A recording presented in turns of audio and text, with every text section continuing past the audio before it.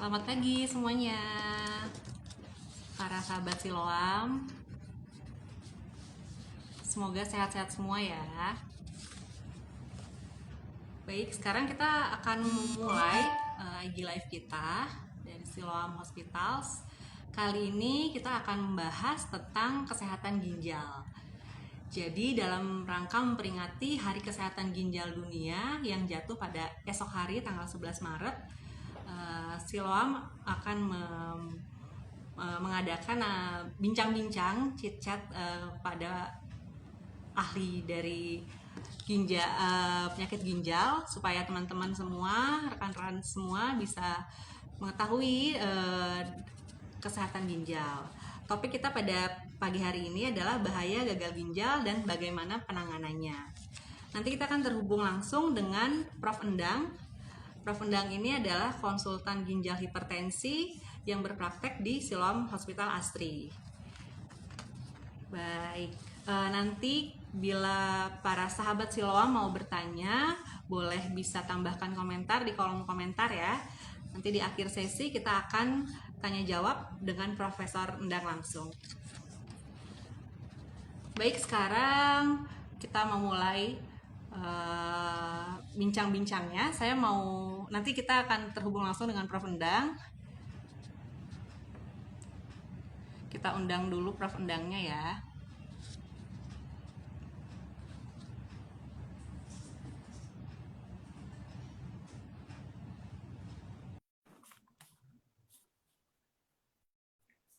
Sebelumnya saya mau membacakan dulu profil dari Selamat Prof. Endang. pagi. Pagi Prof. Pagi.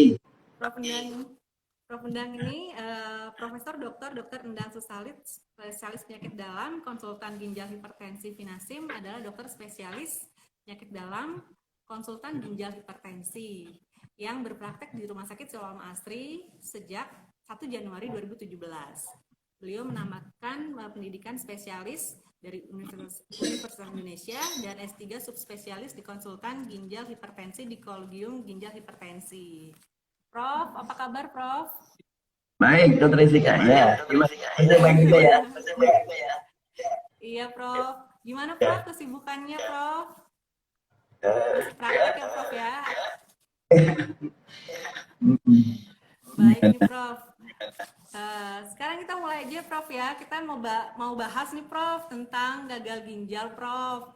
Supaya sahabat Siloam bisa lebih aware terhadap kesehatan ginjal. Jadi Prof, dalam rangka memperingati besok Hari Kesehatan Ginjal Dunia Prof. Iya. Dengan senang hati kalau ada yang ingin diketahui dari siapa aja. Tentang gagal ginjal nih Prof.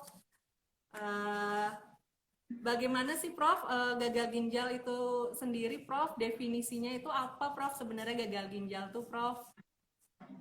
Ya. Jadi gagal ginjal itu adalah sebenarnya bagian paling akhir ya, paling hilir daripada yang apa yang disebut penyakit ginjal kronik. Jadi kalau dulu istilahnya tuh dipakai gagal ginjal, jadi sekarang yang umum di seluruh dunia termasuk di Indonesia adalah namanya penyakit ginjal kronik atau bahasa Inggrisnya chronic kidney disease. Jadi udah gagal ginjal kronik udah nggak dipakai lagi. Nah, penyakit ginjal kronik ini itu dikatakan demikian apabila sudah terjadi kerusakan di ginjal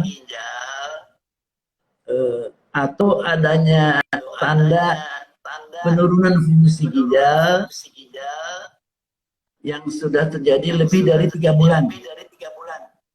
Ya, jadi syaratnya kerusakan ginjal atau penurunan fungsi ginjal itu sudah terjadi di ginjal pasien itu sudah terjadi lebih dari 3 bulan. Ya. Kalau baru beberapa hari namanya akut itu ya, gagal ginjal akut. Ya. Bagaimana kita tahu adanya kerusakan di ginjal? Ya. Itu pertama dengan melihat adanya kelainan di pemeriksaan urin biasanya. Jadi kalau pemeriksaan urin yang biasa yang sederhana itu, kalau yang normal itu biasanya negatif semua. Kalau di situ ada protein urin atau kelainan di sedimen, silinder misalnya ya, itu sebagai tanda kerusakan ginjal. Atau tanda lain kerusakan ginjal adalah misalnya dengan USG. Dengan USG ada kita bisa lihat gambaran imaging dari ginjal, kedua ginjal ya, itu bisa kelihatan ginjalnya normal atau ada kelainan, gitu. Ada kista, ada batu, atau dari CT scan juga bisa ada kista atau ada batu. Contohnya ya dari tanda adanya kerusakan di ginjal. Nah, tadi kan dikatakan penyakit ginjal. Gimana? Laboratorium gitu ya, Prof ya? Nah, kalau penyakit ya harus ada pemeriksaan urin, dan gambaran biasanya gambaran imaging tadi dengan USG itu kelainan anatomis ya, struktur. Tapi juga kan istilah itu dan atau memang sudah terjadi penurunan fungsi ginjal. Jadi karena di pemeriksaan tadi belum ada, tapi kita periksa fungsi ginjal sudah menurun. Itu bisa kita lihat dengan yang populer itu dengan pemeriksaan fungsi ginjal, ya, IGFR biasanya. Ya. IGFR itu kalau kita periksa kreatinin di darah, dikirim ke laboratorium langsung laboratorium menuliskan IGFR-nya berapa. Nah, itu menunjukkan ada berapa nilai fungsi ginjalnya. Nah, berdasarkan nilai fungsi GFR tadi, nilai GFR tadi itu dibagi stadiumnya. Nah, stadium 1, stadium 2, stadium 3, stadium 4, dan stadium 5. Dan kalau sudah kurang dari 15 ml per menit, ya, itu namanya gagal ginjal. Stadium 5 itu. Ya, jadi kalau stadium 5 penyakit ginjal kronik itu sama dengan gagal ginjal. Itu yang paling akhir, paling berat. Nah, sebelumnya ada stadium 4, itu fungsi ginjalnya masih antara 15 kalau stadium 3 antara 30 sampai 60, stadium 2 60 sampai 90. Ya. Dan stadium 3 aja sekarang dibagi dua, 3A, 3B ya. 30 sampai 45 dan 45 sampai 6. Nah, gitu. Jadi begitu pembagiannya yang disebut penyakit ginjal kronik. Jadi biasanya tuh paling banyak ya ditemukan pada stadium awal. Tapi yang tidak jarang pasien datang sudah gagal ginjal. Ya. Kalau dari gejala bisa nggak, Prof, pasien tahu gitu dia mungkin ke arah memiliki gagal ginjal dari gejala ya, Prof, yang perlu kita aware? Nah itu sering karena ini penyakit ginjal kronik ya, namanya kronik, ya. Jadi prosesnya terjadi secara perlahan. Nah, akibatnya apa? Jadi pasien yang mengidap ini tidak merasakan, badannya sudah menyesuaikan diri. Penyakit ginjal kronik itu salah satu gejalanya itu biasanya HB-nya turun, ya. Nah, itu kalau turunnya pelan nggak dirasakan, biasanya dirasakan. Nah, terus badannya lemas, kadang ada mual, tapi itu kadang tensinya naik juga bertahap naik. Jadi yang justru membahayakan sering tanpa gejala pasien datang ke dokter sudah kreatinnya sudah tinggi dan ternyata sudah gagal ginjal tadi stadium 5. Itu yang bahayanya. Memang kalau pasiennya rutin cek itu bisa cepat ketahuan, ya. Misalnya dengan pemeriksaan urin lengkap biasa aja. ada yang positif misalnya, itu langsung harus diperiksa lebih lanjut. Ya. Proteinnya positif ya harus diperiksa kenapa dia positif. Ya, begitu. Berarti dari medical Kalau check-up tensinya juga agak Prof, naik sedikit, nah itu juga harus dicek kenapa dan apa akibat terjadi. Sering yang membahayakan adalah tidak disadari oleh pasien karena perjalanan yang kronik tadi perlahan-lahan, sehingga ujungnya pasien tahu-tahu udah harus ke darah misalnya. Itu yang sering menyebabkan pasien untuk keluarga. lalu Prof, apakah semua orang nih Prof akan bisa sampai jatuh ke gagal ginjal kronis itu, atau ada tidak ya Prof faktor risiko tertentu dari kelompok orang tertentu atau kelompok pasien tertentu yang punya risiko lebih tinggi sampai jatuh di gagal ginjal kronis ini Prof? Ya. Jadi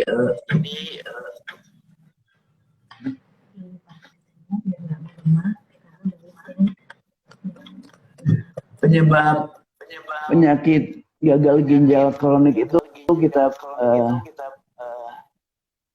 bagi ya dengan yang penyakit yang sistemik.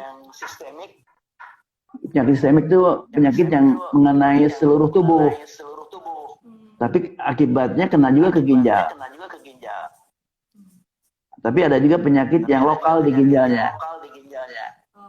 Ya, misalnya kalau yang sistemik itu yang diabetes misalnya, diabetes mellitus. Kan diabetes mellitus itu mengenai pembuluh darah seluruh tubuh ya. Nah, akibat ke ginjalnya, pembuluh di ginjalnya juga terganggu dan akhirnya fungsinya menurun.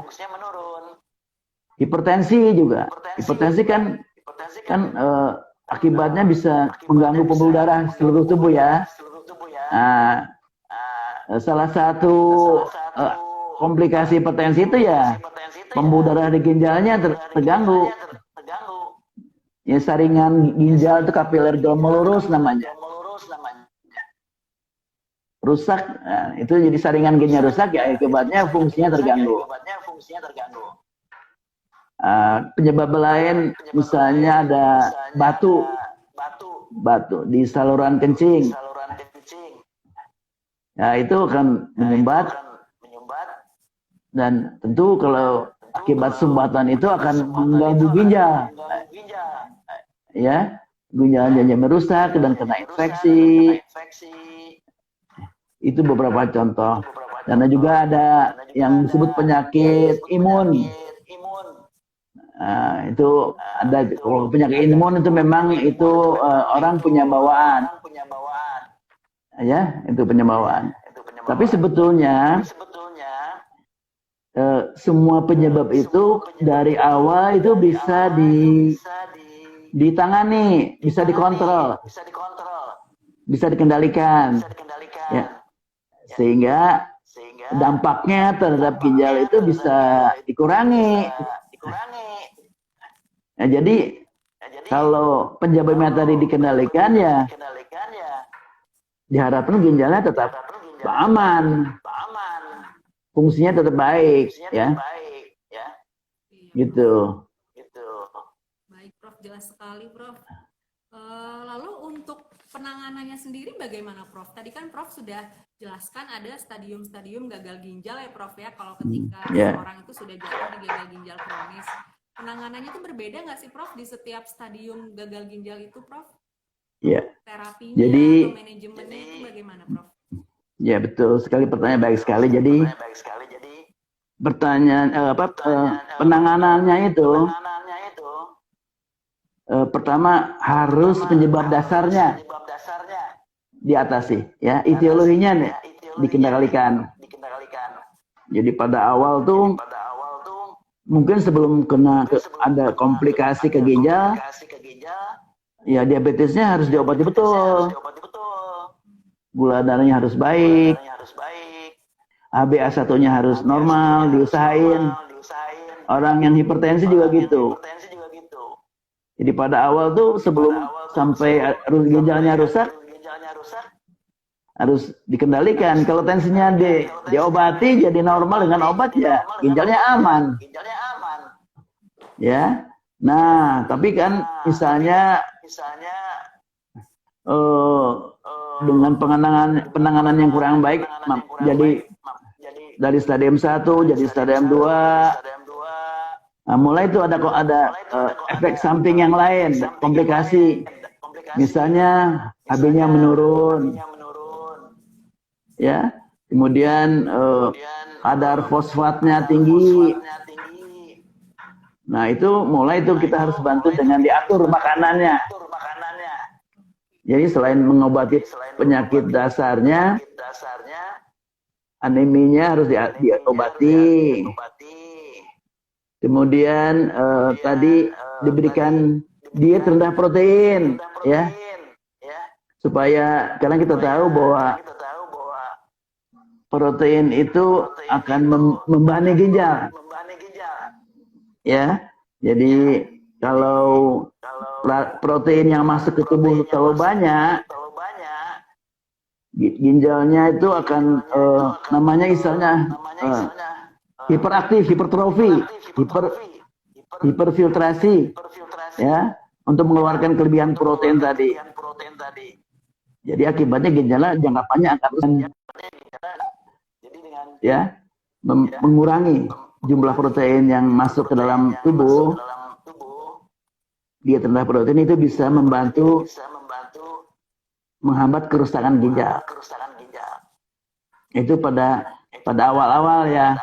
Tapi kalau akhirnya dengan pengobatan yang sudah disebutkan tadi juga akhirnya maju terus tuh stadiumnya dari 2, 3, 4, 5, akhirnya terjadi gagal ginjal juga. Yang biasanya itu karena biasanya obatnya juga nggak teratur diminumnya,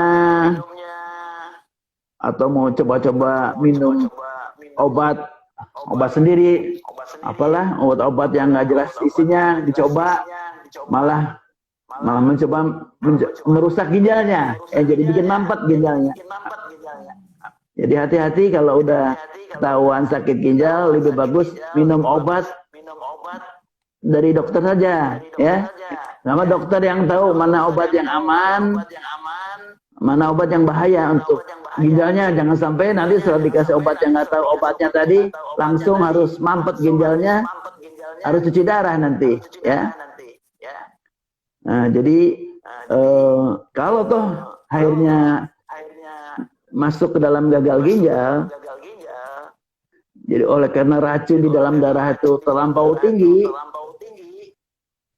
dan racun itu bisa mengganggu jantung, jantungnya bisa berhenti karena hiperkalemi misalnya, atau bisa terjadi stroke, atau terjadi penumpukan air di paru-paru karena air nggak bisa keluar dari ginjal. Kita minum tapi kan karena ginjalnya nggak bagus, jadi air tetap aja di dalam tubuh, jadi numpuk di paru-paru, jadi sesek. Nah, itu harus dilakukan terapi pengganti, namanya terapi pengganti ginjal istilahnya. Itu untuk pasien yang sudah masuk ke gagal ginjal, supaya pasien masih bisa hidup, ya. Pilihannya terapi pengganti ginjal tuh ada 3 ya. Pertama yang populer itu dengan cuci darah, ya, dengan bantuan mesin, ya, di rumah sakit biasanya. Jadi harus teratur datang ke rumah sakit seminggu 2 atau 3 kali rutin. Mesin itu hanya menggantikan fungsi ginjal yang sudah kurang tadi. Tidak menyembuhkan penyakit ginjal, ya. Harus diingat itu. Jadi kalau dengan cuci darah itu membaik, bukan berarti ginjalnya sembuh, tapi dia membaik karena memang dibersihkan darahnya oleh mesin tadi, ya. Cara lain selain dengan mesin adalah dengan membersihkan darah lewat memasukkan cairan ke dalam rongga perut. Jadi namanya dialisis peritoneal. Jadi air yang khusus, cairan dialisat namanya, dimasukkan 2 liter kira-kira ke dalam rongga perut. Kemudian setelah 4 jam dikeluarin. Ya, jadi itu racunnya dibersihin, dibilas.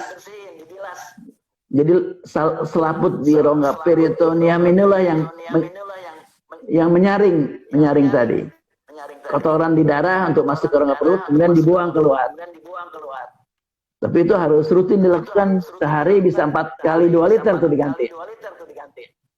Yaitu keuntungannya itu bisa dilakukan mandiri ya. Bisa lebih aktif pasiennya, jadi nggak tergantung rumah sakit. Nah, di semua kota di Indonesia, bahkan di seluruh dunia tuh ada cairan itu tersedia. Hanya memang harus terampil ya, memasukkan cairan tadi dan mengeluarkan. Harus betul-betul ngerti caranya. Kalau nggak bisa ada komplikasi infeksi, itu aja. Baik, jelas sekali Prof. Kalau yang untuk supaya lebih clear ya Prof, ya berarti untuk yang cuci darah itu baik itu dengan mesin ataupun yang dari perut tadi, itu kalau sudah di gagal ginjal yang stadium akhir ya Prof ya, di stadium 5. Iya, betul. Baik, berarti kalau misalnya masih stadium 1, stadium 2 sampai stadium 4 itu yang utama adalah terapi etiologinya ya Prof ya, dari penyebab utama dari gagal ginjalnya Prof. Baik, jelas sekali Prof. Lalu Prof, bagaimana sih Prof pasien itu supaya tidak sampai terjadi gagal ginjal, khususnya sampai di stadium 5 tadi Prof, yang perlu cuci darah, seperti itu Prof. Pencegahannya ya, itu bisa tadi. dilakukan Prof. Ya, tadi seperti saya katakan tadi, jadi harus mengupayakan penyebabnya harus dikontrol ya. Tekanan darahnya harus dibikin normal, gula darahnya harus normal. Kalau dia diabetes ya, kalau ada penyakit lain seperti sistemik, lupus harus dikendalikan misalnya. Selain itu juga tadi diberikan diet rendah protein tadi, supaya bisa mencegah perburukan fungsi ginjal. Ya, jadi hidupnya harus betul-betul memperbaiki gaya hidup lah, Ya, jadi betul-betul obat harus teratur, makanan harus teratur. Kalau dia kelebihan berat badan harus dikurangi, garam juga dikurangi, nggak boleh merokok, ya. Harus melakukan exercise lah, jangan lama duduk di kursi, ya. Sedentari, jangan itu. Nah, selain itu yang lebih penting lagi tadi, jangan coba-coba memakai obat-obat yang nggak jelas isinya, ya. Kalau pengalaman saya itu bukan memperbaiki atau mempercepat untuk cuci darah biasanya. Oke. Itu. Malah jadi cuci darah ya Prof ya, yang tadi disembuhin. Iya. Baik Prof, jelas sekali. Kalau untuk yang usia muda gimana nih Prof?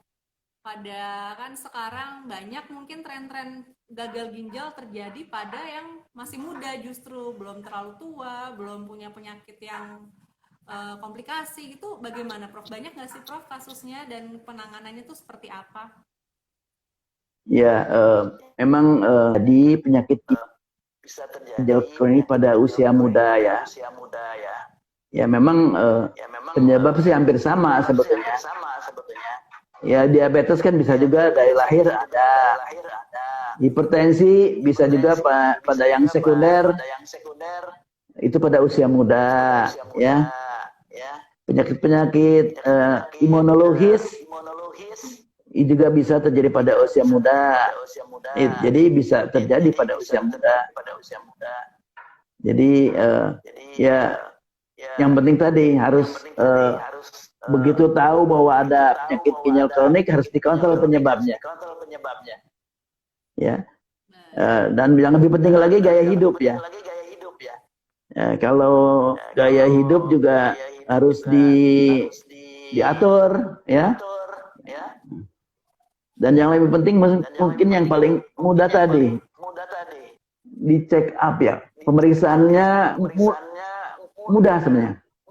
Harus asal diperiksa aja misalnya urin lengkap ya. Urin lengkap itu kan murah ya biayanya. Terus periksa tekanan darah. Periksa gula darah ya. Nah, kalau gula darahnya bagus, tekanan darahnya bagus, urinnya bersih, ya berarti dia aman, nggak ada masalah di ginjalnya biasa. Kalau lebih pasti lagi di USG lah. USG kan juga nggak mahal. Ya. Jadi barangkali di USG bisa dilihat apakah ada tanda-tanda awal dari penyakit ginjal. Baik, Prof, jelas sekali. Berarti untuk yang muda-muda juga perlu untuk kita lakukan screening atau medical check up ya, Prof ya. Nah, itu paling bagus sebetulnya. Ginjal kita. Ya, karena kendaraan kan juga kita harus servis kan, cek. Kalau kita punya kendaraan mobil atau motor, badan kita juga paling nggak setahun sekali dicek lah yang penting-penting tadi, hanya urin lengkap, gula darah, tekanan tensi, kreatinin darah lah. Kreatinin darah, bisa tahu fungsi gennya. Itu setahun sekali udah bagus. Ya. Baik, Prof, jelas sekali. Baik, Prof, kita buka sesi tanya jawab, Prof. Jadi dari audiens akan sudah ada beberapa pertanyaan yang masuk nih, Prof. Kita coba diskusikan ya, Prof ya. Baik.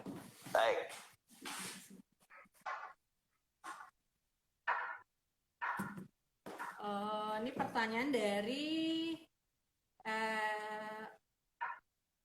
yang pertama dari Nitama Warinda. Prof mau tanya, kalau minum obat darah tinggi tidak rutin, apakah berpengaruh ke ginjal, Prof? Nah itu kalau dokter udah mendiagnosis ya hipertensi yang primer. Jadi dibagi dua tuh, hipertensi itu ada yang primer, ada yang sekunder. Kalau yang sekunder itu ada penyebabnya dan kalau penyebabnya diatasi, hipertensinya sembuh. Kalau primer itu artinya dia harus minum obat seumur hidup. Ya, kalau dia lepas obatnya, tensinya naik, cuma bisa rusak. Bisa komplikasinya malah bisa lebih berat. Bisa kena stroke, bisa kena serangan jantung, bisa tadi merusak ginjal ya.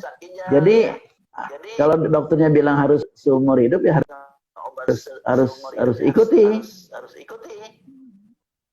Sampai dokternya bilang mungkin dosisnya dikurangi atau misalnya dia exercise, diet, bisa turun berat badan, mungkin nggak perlu obat lagi. Ya. Jadi penting untuk makan obat yang teratur. Selain untuk kesehatan ginjal, untuk mencegah komplikasi yang lain juga ya, Prof ya, seperti betul sekali. Gagal jantung ya, Prof ya. Ya. Baik. Pertanyaan kedua, Prof, dari @dadang CM.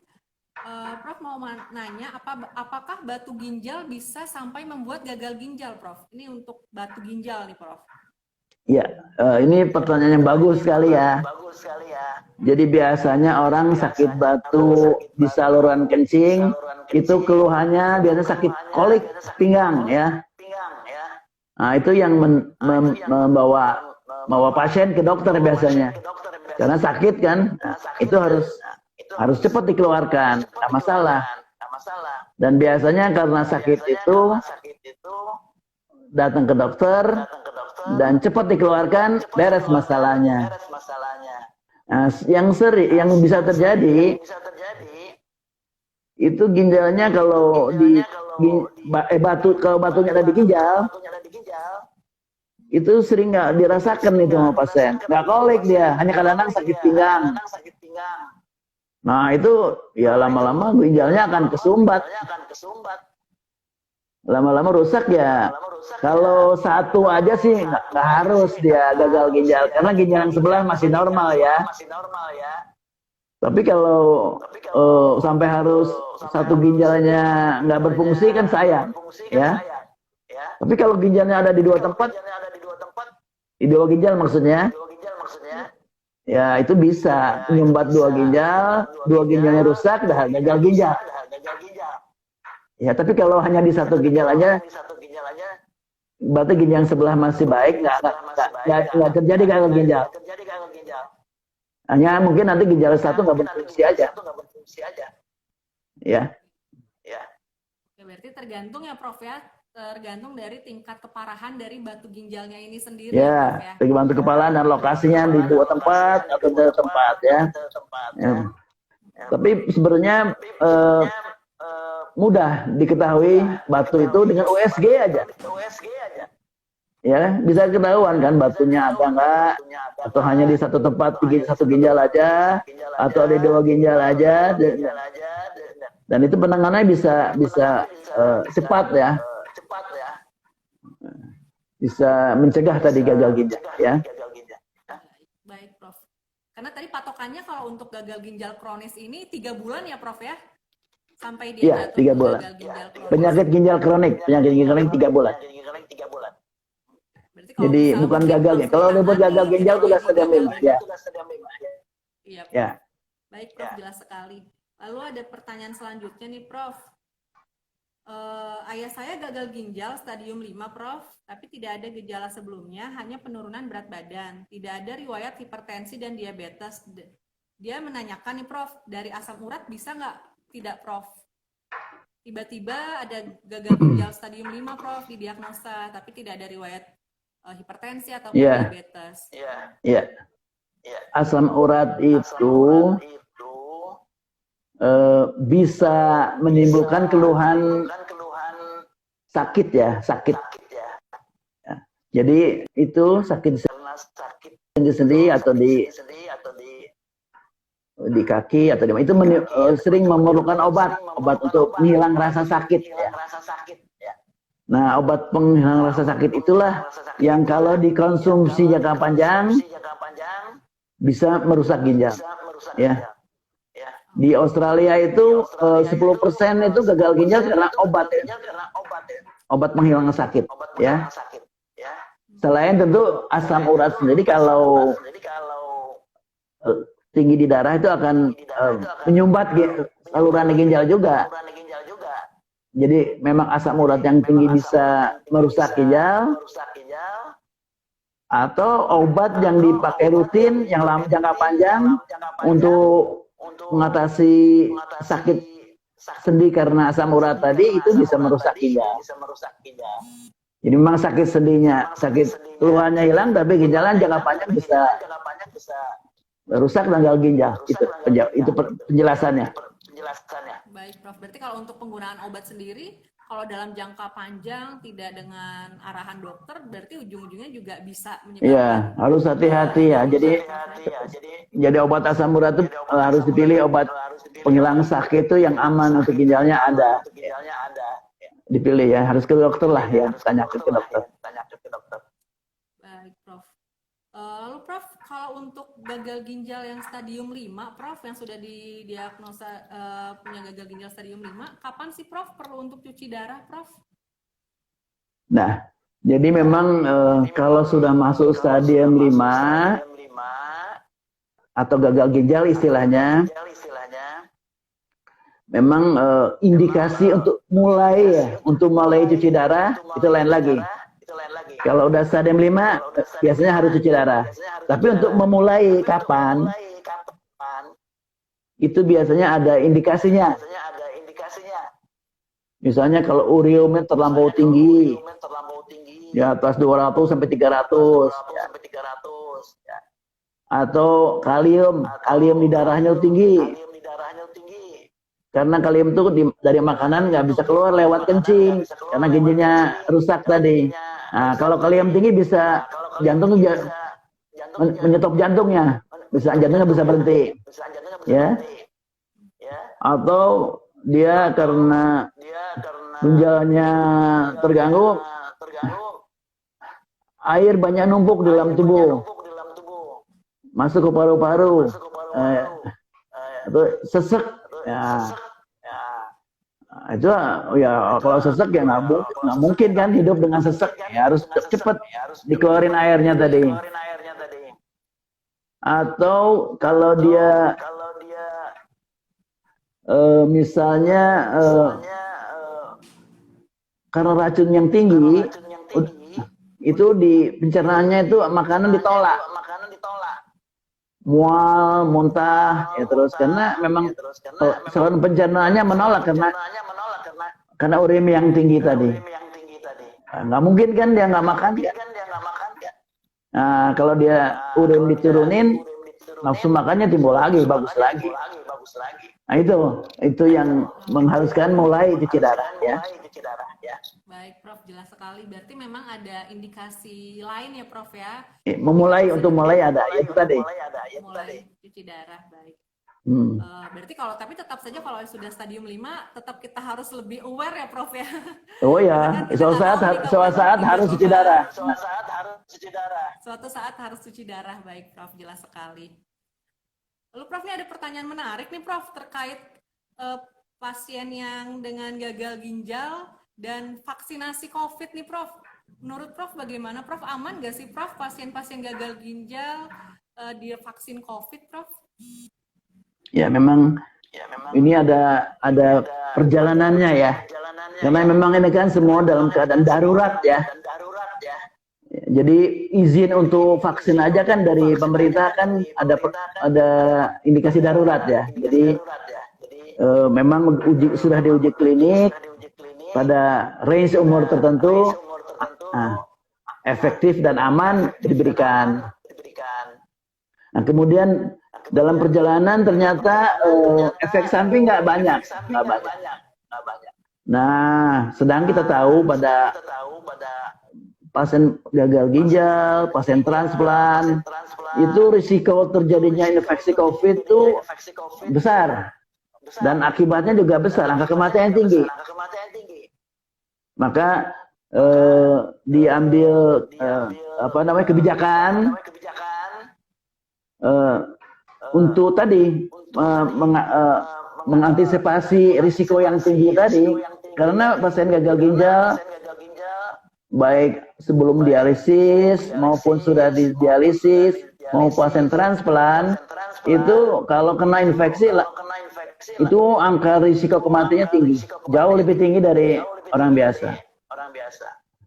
Oleh karena itu maka kalau kondisi pasien tadi gagal ginjal yang belum cuci darah atau pasien transplant yang stabil artinya stabil itu tidak dalam kondisi akut ya. Misalnya dia ada orang HD lagi sesek, jangan. Potensinya terlampau tinggi, ya jangan. Kalau dia stabil, jalan normal, makan biasa, ya silakan divaksin. PAPDI sudah mengeluarkan rekomendasi. Yang penting nanti dokter melihat pasiennya nggak kelihatan sakit lah, ya nggak kelihatan sakit. Walaupun dia mengidap gagal ginjal atau HD atau transplant, kalau nggak kelihatan sakit ya boleh divaksin ya. Baik, berarti boleh divaksin ya, Prof ya. Boleh. Kondisinya sedang stabil. Stabil. Prof. Oke, Prof, itu cukup sekian karena waktu juga sudah selesai, Prof. Oh ya. Prof Endang, terima kasih banyak, Prof, untuk bincang-bincangnya. Terima kasih buat ilmunya. Terima kasih juga sama-sama. Ya, mudah-mudahan. Ya. Baik. Oke, buat sahabat Siloam, sekedar informasi juga karena tadi ini seperti yang sudah kita dengar sama-sama untuk pentingnya menjaga kesehatan ginjal kita dengan screening rutin Gitu. Jadi kita dari Siloam Hospital sendiri mengadakan boleh untuk screening rutin untuk kesehatan ginjal, gagal ginjal. Ini kebetulan ada promo juga untuk yang bisa dilakukan pembelian melalui mcu.siloamhospital.com. Ada promo khusus nih sebesar 10% diskonnya. Gitu, supaya kita semua aware dengan kesehatan ginjal kita, khususnya mungkin apalagi kalau kita sudah punya penyakit penyerta seperti diabetes, hipertensi, itu wajib sekali ya Prof ya hukumnya ya Prof ya untuk screening rutin ya Prof ya. Iya, betul. Lalu untuk yang muda-muda juga 1 tahun sekali lah boleh untuk diperiksakan kesehatannya. Baik Prof, terima kasih banyak Prof. Selamat pagi menjelang siang Prof. Ya, selamat pagi juga. Terima kasih kesempatan ini ya. Ya, baik. Ya, selamat pagi menjelang siang semua sahabat Ya. Siloam. Sampai ketemu Oke. di lain kesempatan. Terima kasih. Ya, terima kasih.